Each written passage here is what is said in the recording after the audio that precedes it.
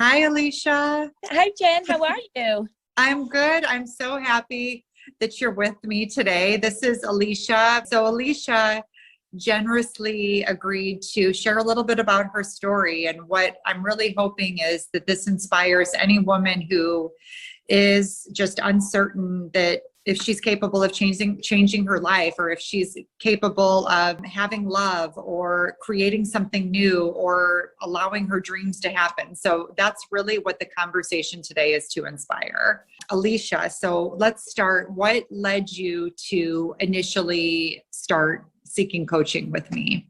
Okay. Well, first of all, thank you for having me here today. I'm really excited to talk to you and share the story. What originally sent me to seek a life coach was I had been working with a psychologist for a while, and it wasn't hitting the point. It was, I had known for many years that there was something off with my relationship, and I couldn't pinpoint what it was, but I knew that traditional psychologist and psychiatry, it wasn't working. So I needed a different approach. So I was looking for feminine energy. I was looking for ways to, kind of defer and not be so triggered by everything that was going on around me. And I went on YouTube and I looked for some videos, and I came across your video. And so we did our little first session and we clicked, and it just worked out very well. It's been life-changing. That's incredible. I'm so glad that we were able to connect that way. That's one of the things I love about YouTube is, or just, you're seeking something out. And then when you really click with someone, it just creates this beautiful opportunity. And that's exactly how I feel about our work together. When I met you, what was that Alycia like? That Alycia was afraid. She was afraid that she wasn't lovable. She was afraid that every time she opened her mouth, that she wasn't going to be accepted for who she was. She was and still is very empathetic, and that she took on everybody else's emotions and feelings as her own, and it was painful.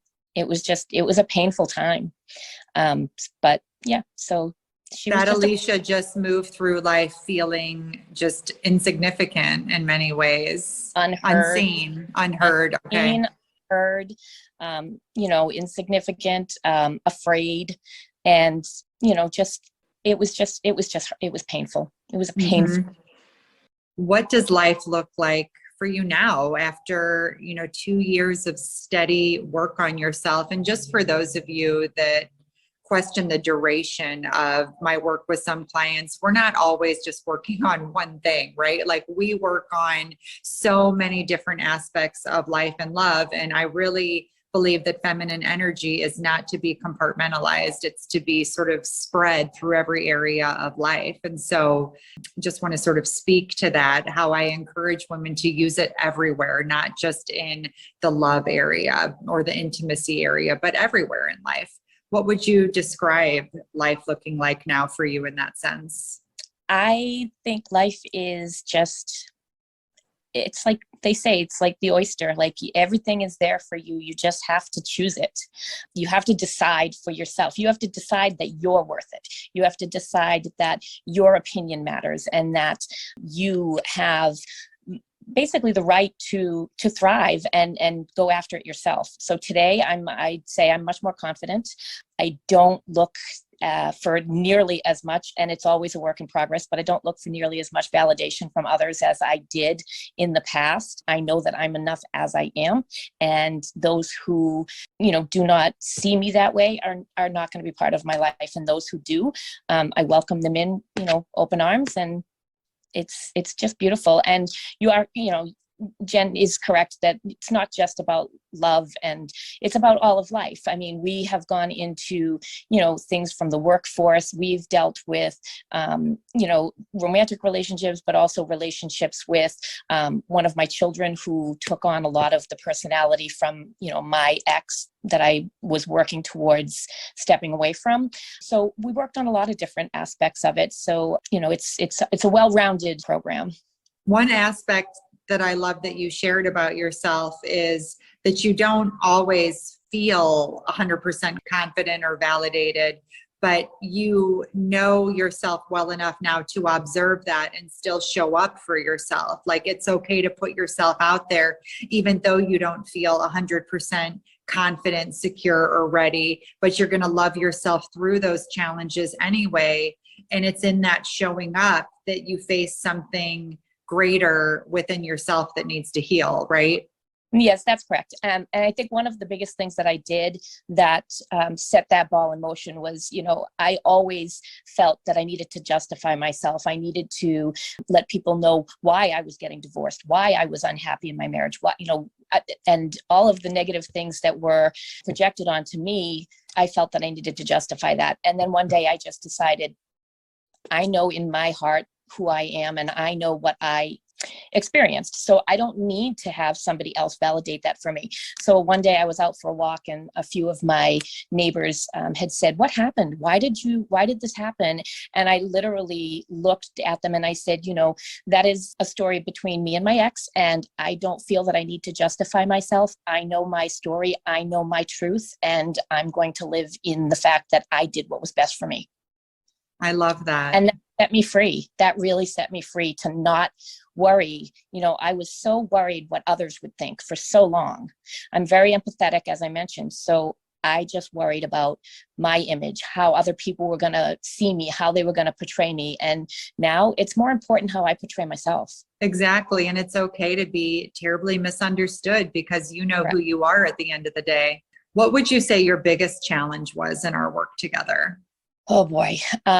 So the biggest challenge would be, I would say, needing to be validated and the triggers. I was so emotional within, I don't know how to explain it, but there was guilt, there was triggers, there was, when you're told something so many times, your inner ego starts to believe it and it becomes the truth, even if it's not the truth. So that was one of the hardest things for me to overcome was, I would battle what my ego said was the truth versus what my heart said, this is not who you are. And this is not who you are. So don't become what somebody else is saying you are. So I struggled with that trigger with, and with the guilt of, having to walk away from something that I had invested 30 years in. Right. And to finally kind of choose yourself, unlayer the masks and the roles you were wearing, and what do I want? What do I stand for? Is this authentic to me? Knowing your own experience finally, perhaps for the first time since you got married, right? Correct. That's 100% correct. What would you say that you're the most proud of? Oh, I am the most proud that I overcame, that I was able to walk away, with my head held high, that I didn't look back, because, this had been a long time coming. There was many, many ins and outs, and, he would walk away from me and I would take him back because I didn't feel like there was anything else out there for me. And for me to be able to just put one foot in front of the other and finally choose myself, it was just life-changing. I needed to do that, and it was a struggle for me, and I'm proud of myself for being able to do that and to choose myself for the first time in my life and realize that I don't need to be validated by outside source. Right. I mean, that is just the most beautiful gift for those of you. Just curious, Alycia got married really young, right out of high school, right? I did. My significant other and I had been high school sweethearts, and That's right. yep. And we got married at 23, had our first child at 24, had twins at 26. And yeah, And so over the years, you get to know yourself more, you get to know patterns more, and to be brave enough to question them is always such a beautiful thing, because it really is about living in our authentic truth and seeing a situation for what it is and making really good, solid decisions for ourselves. As a result of being willing to see what is and what another person's capable of, and deciding if it's right for us or not, right? That's correct. Yep. And that's one of the big things we did with our work too, is that at the beginning of the work, I'm sure you remember, at the beginning of the work, I was just an emotional mess. I I think I spent almost every one of our sessions crying because I couldn't believe the things that were being said. And I couldn't believe that somebody would view me in that, aspect while I'm taking care of children and I'm trying to work and I'm, keeping a household and I'm doing the best I can.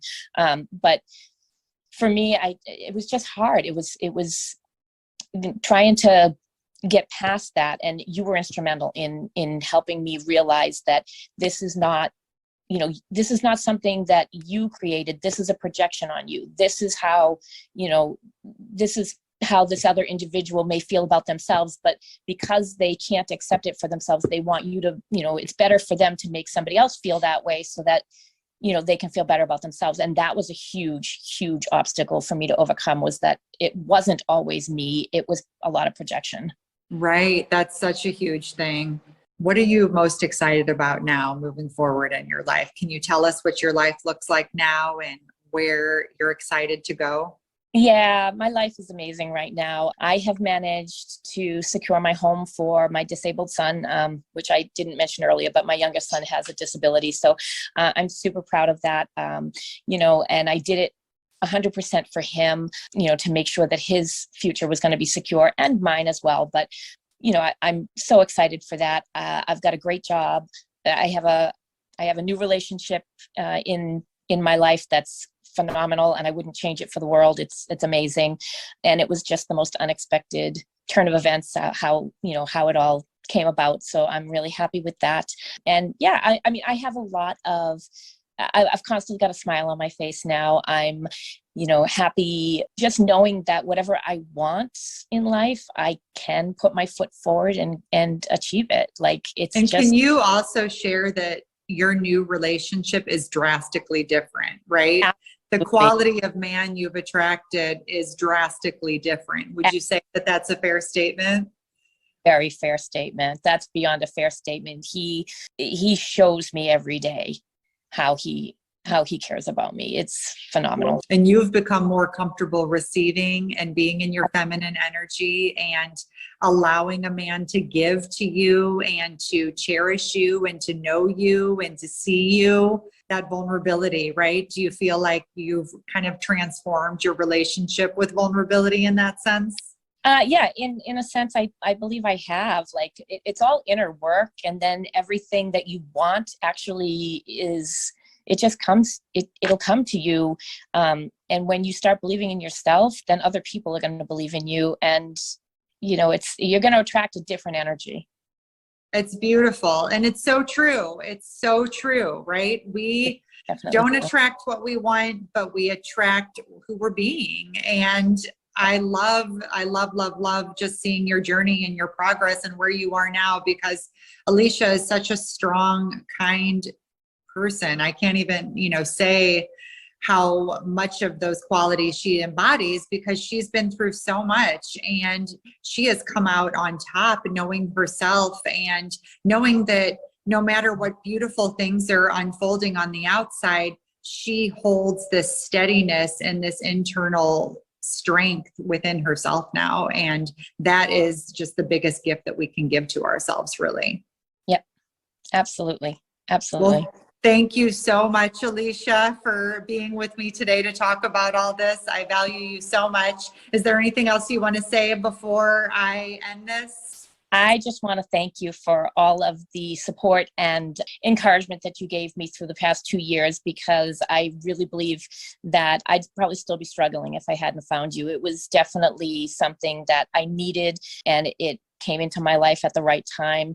And it's just been beautiful to be able to accept myself and stand on my own 2 feet and have somebody there that was going to be supportive and understand and just know exactly kind of what to say at any given moment that's going to, kind of diffuse the triggers or give me tactics to diffuse my own triggers. It was to support yourself. It's just exactly what I needed at the right time.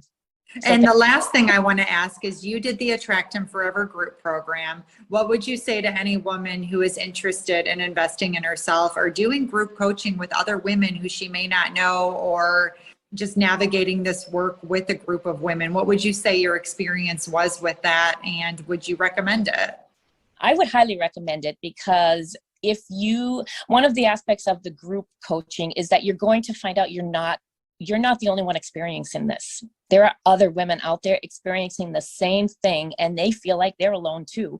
So together, you support each other, you share your stories, and you realize that this is not a sole journey. You're not on this by yourself. There are plenty of women out there that understand and are willing to share their story and grow with you. And it creates a beautiful, friendship. It's really great. Community, right? A sense of community. Yeah. Absolutely. No, thank you so much, Alycia, today. I appreciate you, and I'll talk with you soon. Okay. Bye-bye. Bye.